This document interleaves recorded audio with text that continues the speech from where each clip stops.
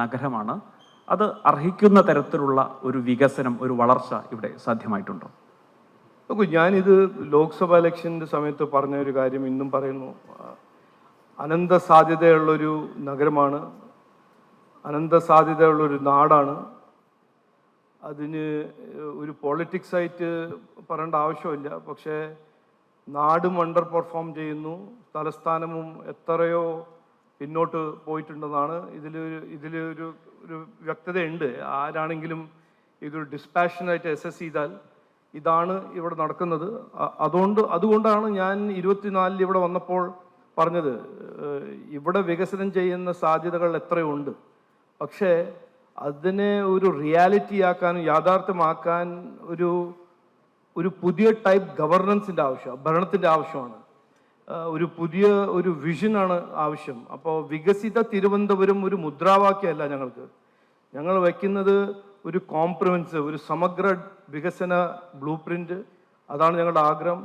അതിൻ്റെ ഒപ്പം ഒരു പുതിയ ഭരണശൈലി. ഗവർണൻസ് എന്ന് പറഞ്ഞാൽ ഒരു വാക്ക് മാത്രമല്ല, ഒരു ആബ്സ്ട്രാക്റ്റ് കോൺസെപ്റ്റ് അല്ല. അതിൽ ഗുഡ് ഗവർണൻസ് എന്ന് പറഞ്ഞാൽ അതിലുണ്ടൊരു സയൻസ്, അതിലുണ്ടൊരു രീതി. അപ്പോൾ ആ ഒരു ഭരണശൈലിയിൽ മാറ്റം കൊണ്ടുവരാനാണ് ഞങ്ങളുടെ ഒരു ആഗ്രഹം, ഞങ്ങളുടെ ഒരു വിഷൻ, ഞങ്ങളുടെ ഒരു കാഴ്ചപ്പാട്. അതാണ് ഞങ്ങൾ മുമ്പോട്ട് വയ്ക്കുന്നത്. അതിനെക്കുറിച്ച് സജഷൻസും അതിൻ്റെ ഇൻപുട്സ് എടുക്കാനാണ് ഈ തരത്തിൽ ഒരു പ്രോഗ്രാംസ് എല്ലാം, ഈ ഡയലോഗ്സ് എല്ലാം ഞങ്ങൾ നടപ്പിലാക്കുന്നത്. അപ്പോൾ സ്വാഭാവികമായിട്ടും അങ്ങ് പ്രതീക്ഷിക്കുന്നത് ഈ ക്രീം ഓഫ് ആളുകളിൽ നിന്നുള്ള അവരുടെ ഒരു ഫീഡ്ബാക്ക്, അതായത് ഇനി പോകുന്ന അല്ലെങ്കിൽ NDA മുൻപോട്ട് വയ്ക്കാൻ പോകുന്ന വികസന രേഖയുടെ ഒരു ചിത്രം രൂപപ്പെടുത്തുന്ന 3 ബിൽഡിംഗ് ബ്ലോക്സാണ്. ഒന്ന് പാർട്ടിസിപ്പേറ്ററി, സിറ്റിസൺ പാർട്ടിസിപ്പേറ്ററി ഗവർണൻസ് ആവണം. അപ്പോൾ ബ്ലൂ പ്രിന്റ്, പ്ലാന്, ബഡ്ജറ്റ് ഇതെല്ലാം തയ്യാറാക്കുമ്പോൾ, തിരുവനന്തപുരം കോർപ്പറേഷൻ്റെ ഒരു ഭാവി നമ്മൾ ഒരു ബ്ലൂ പ്രിന്റ് ഉണ്ടാക്കുമ്പോൾ ജനങ്ങളുടെ ഇൻപുട്ട്, എല്ലാ മേഖലയിൻ്റെ എല്ലാ ആൾക്കാരുടെ ഇൻപുട്ട് എടുത്തിട്ടാണ് ആ ബ്ലൂ പ്രിന്റ് ഉണ്ടാക്കുന്നത്. ഒരു ബ്യൂറോക്രാറ്റോ ഒരു മന്ത്രിയോ ഒരു കോർപ്പറേറ്ററോ ഒരു മേയറോ അല്ല ചെയ്യേണ്ടത്. ഇത് ജനങ്ങളുടെ ബ്ലൂ പ്രിന്റാണ്, നാടിൻ്റെ ഭാവിയാണ്, തലസ്ഥാനത്തിൻ്റെ ഭാവിയാണ്. അതുകൊണ്ട് ഇത് പാർട്ടിസിപ്പേറ്ററി ഗവർണൻസ് ആണ് ഞങ്ങളുടെ ആദ്യത്തെ ഒരു ബിൽഡിംഗ് ബ്ലോക്ക്. രണ്ടാമത്തത് അക്കൗണ്ടബിൾ. ചെയ്യാൻ പോകുന്നതെല്ലാം അതിന് കോർപ്പറേഷൻ ഭരിക്കുന്നതും നഗരം ഭരിക്കുന്നവർ അക്കൗണ്ടബിൾ ആവണം, ട്രാൻസ്പെറൻസി ഉണ്ടാവണം. നാലാമത്തത് റെസ്പോൺസ്. ഇപ്പോൾ ഏതാണ് നമ്മുടെ കാലം 2025 അല്ലേ? ഇന്ന് എല്ലാ കാര്യങ്ങളും ഒരു സ്പീഡ് ഓഫ് ലൈറ്റിലാണല്ലോ മൂവ് ചെയ്യുന്നത്. ബിസിനസ് ആണോ, ട്രേഡ് ആണോ, ഓപ്പർച്യൂണിറ്റീസ് ആണോ, അവസരങ്ങളാണോ, ഇൻവെസ്റ്റ്മെൻ്റ് ആണോ.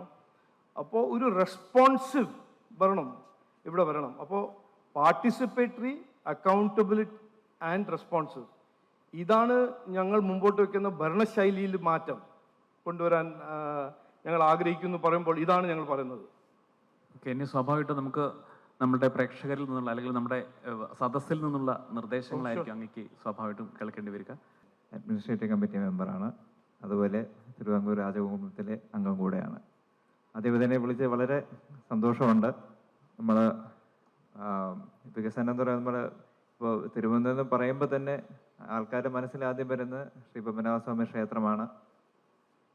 അതോടുകൂടെ അവിടെ വരുന്ന ആൾക്കാർക്ക് എനിക്ക് തോന്നുന്ന കഴിഞ്ഞ ഈ നമ്മുടെ പ്രസാദം പ്രോജക്റ്റിൽ ഒരുപാട് നല്ല കാര്യങ്ങൾ ചെയ്യാൻ പറ്റിയിട്ടുണ്ട്. റോഡ്സും ലൈറ്റ്സും ഒക്കെ അമ്പലത്തിന് ചുറ്റിനും വളരെ ഭംഗിയായിട്ട് ചെയ്യാൻ പറ്റിയിട്ടുണ്ട്. പക്ഷെ അതുപോലെ തന്നെ നമുക്കിനിയും കുറച്ചുകൂടെ കാര്യങ്ങൾ ചെയ്താൽ നന്നായിരുന്നു. വരുന്ന ഭക്തർക്ക് തങ്ങാനുള്ള സ്ഥലവും, അതുപോലെ തന്നെ അവിടെ ഇപ്പോൾ വന്നാൽ ആൾക്കാർക്ക് വണ്ടി പാർക്ക് ചെയ്യാൻ പോലും സ്ഥലമില്ല, വളരെ കഷ്ടപ്പാടാണ്. പ്രത്യേകിച്ച് ഈ ഹൈ സെക്യൂരിറ്റി സോൺ എന്ന് പറഞ്ഞിട്ട് ഒരു ബാരിക്കേഡിനപ്പുറം വണ്ടി വിടുകയേ ഇല്ല. അതുപോലെ ഒരുപാട് റൂൾസാണ്. രാത്രി തന്നെ ചില സമയത്ത് ആൾക്കാർക്ക് നടക്കാൻ പോലും ചിലപ്പോൾ പറ്റാതെ ഒരു ഫ്രീ മൂവ്മെൻറ്റ് കുറവാണ്. അപ്പോൾ നമുക്ക് ഭക്തരുടെ ഫെസിലിറ്റീസ് എങ്ങനെ നമുക്ക് കൂട്ടാം? നമുക്ക് കേന്ദ്ര സർക്കാരിൻ്റെ ഇതിൽ പാർക്കിംഗ് സ്പേസ് എടുത്തു കൊടുക്കുമോ? അതുപോലെ തന്നെ നമുക്ക് ഒരു 3D മ്യൂസിയത്തിൻ്റെ ഒരു പ്രപ്പോസൽ ഉണ്ടായിരുന്നു. ഇപ്പോൾ ഞാൻ പറയുന്നത് മിക്കവാറും ആൾക്കാർ വരുന്നത് വന്നോടം തന്നെ ഞാൻ തന്നെ ക്ഷേത്രത്തിൽ നിൽക്കുമ്പോൾ നമ്മൾ മലയാളികളല്ല, അവർ മറ്റു ഭാഷ ചോദിക്കുന്ന നിധിശേഖരം കാണാൻ പറ്റുമോ എന്നാണ് അവർ ചോദിക്കുന്നത്. ഞാൻ തന്നെ കേട്ടിട്ടുണ്ട്. ഞാൻ തന്നെ പലരിടത്തും ഞാൻ ആരെന്ന് അറിയാതെ തന്നെ ഞാൻ ഉത്തരം പറഞ്ഞിട്ടുണ്ട്. ഏറ്റവും വലിയ നിധി എന്ന് പറയുന്നത് ശ്രീ പത്മനാഭസ്വാമി തന്നെയാണ്. അപ്പോൾ അദ്ദേഹത്തിൻ്റെ കാര്യങ്ങൾ നമ്മൾ നല്ലോണം നോക്കുക. 3D മ്യൂസിയത്തിന് പ്രപ്പോസൽ ഉണ്ട്, അതിന് സ്ഥലം എങ്ങനെ കിട്ടും എന്നുള്ളതാണ് നമ്മുടെ ചിന്ത. തിരുവനന്തപുരത്തിന് ടൂറിസം എന്ന് പറഞ്ഞാൽ സ്പിരിച്വൽ ടൂറിസമിന് എത്ര സാധ്യത ഉള്ള ഒരു നഗരമാണ്. അതിന് ശരിക്കും ടാപ്പ് ചെയ്ത് അതിനെ പ്രോത്സാഹിക്കാൻ കോർപ്പറേഷൻ ആണ് ശരിക്കും ഇത് ചെയ്യേണ്ടത്. നമ്മൾ കോർപ്പറേഷനെ കുറിച്ച് സംസാരിക്കുമ്പോൾ ഒരു പണ്ട് കാലത്ത് കോർപ്പറേഷൻ്റെ മോഡൽ എന്ന് പറഞ്ഞാൽ ഒരു ബഡ്ജറ്റ് ഉണ്ട്, റോഡ് ഉണ്ടാക്കും, 3 സ്ട്രീറ്റ് ലൈറ്റ് ഇടും, 7ാമത്തെ സ്ട്രീറ്റ് ലൈറ്റ് നടക്കില്ല. അതാണ് നമ്മുടെ ഒരു ഓൾഡ് കോൺസെപ്റ്റ്. പക്ഷെ ഞാൻ കാണുന്നത് കോർപ്പറേഷൻ്റെ ഉത്തരവാദിത്വം പബ്ലിക് സർവീസസ് നന്നായി ചെയ്യണം, ഡെലിവർ ചെയ്യണം. അതിൻ്റെ ഒപ്പം ആ നഗരത്തിൻ്റെ ഇക്കണോമിക് ആക്ടിവിറ്റിയും കൾച്ചറൽ ആക്ടിവിറ്റിയും ഇക്കണോമിക് പൊട്ടൻഷ്യൽ പ്രോത്സാഹിക്കുന്ന ഒരു സ്ഥാപനമാണ് കോർപ്പറേഷൻ. എത്രയോ കൊല്ലമായിട്ട് കോർപ്പറേഷൻ, ഇവിടുത്തെ കോർപ്പറേഷൻ, നമ്മുടെ നാട്ടിലെ ഏത് കോർപ്പറേഷൻ ആണെങ്കിലും അത് ചെയ്യുന്നില്ല.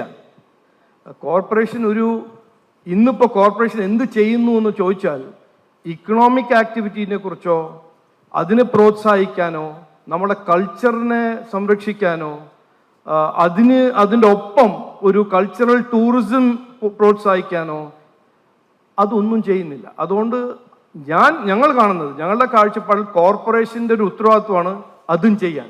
പ്രോത്സാഹനം, ഇക്കണോമിക് ആക്ടിവിറ്റിയും ടൂറിസമും കൾച്ചറൽ ആക്ടിവിറ്റീൻ്റെ പ്രോത്സാഹനം കോർപ്പറേഷൻ്റെ ഉത്തരവാദിത്വമാണ്. അതാണ് ഞങ്ങൾ അങ്ങനെയാണ് കാണുന്നത്.